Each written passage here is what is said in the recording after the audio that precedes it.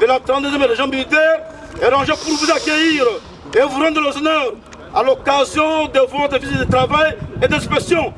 Je vous invite à passer le détachement en revue. Le commandant du détachement d'honneur, le major Likimba.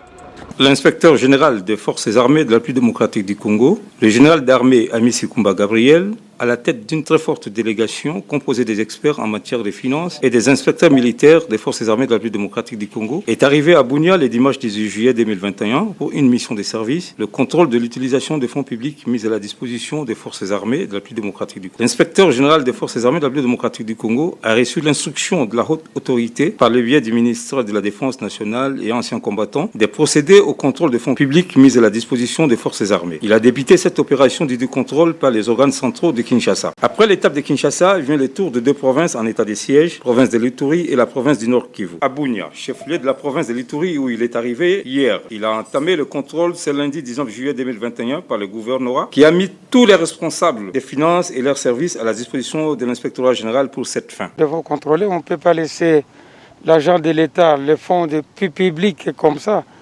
L'inspectorat des forces armées doit venir suivre les biens, les fonds que le gouvernement met à la disposition des deux gouverneurs qui sont en état de siège. Et là, on avait commencé à Kinshasa dans des organes centraux, donc c'est là où l'argent sort.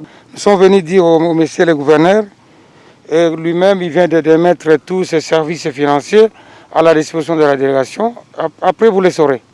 Rappelons que ce contrôle a pour objectif la rationalisation des ressources mises à la disposition des unités des forces armées de la République démocratique du Congo pour l'accomplissement de leurs missions régaliennes en s'intestant de l'état des sièges, restaurer l'autorité de l'État, lutter et mettre fin à la pratique des antivaleurs au sein des forces de défense et de sécurité, comme l'avait dit le président de la République, chef de l'État, commandant suprême des forces armées de la République démocratique du Congo, Félix Antoine Tshisekedi, lors de son séjour en Ituri et au Nord Kivu. Tenez, selon le rapport partiel du contrôle des structures de Kinshasa, un montant colossal en millions de dollars, plus ou moins 13 millions de dollars américains, a été retrouvé indûment gardé par certains commandants dans le mépris total des règles de gestion des finances publiques pendant plus d'un mois. Cet argent a été récupéré et consigné pour remettre au ministère de la Défense nationale et anciens combattants. En cas de détournement avéré, les auteurs seront suspendus de leurs fonctions et déférés à la justice militaire pour répondre de leurs actes. Après la province de l'Ituri viendra le tour de la province du Nord Kivu.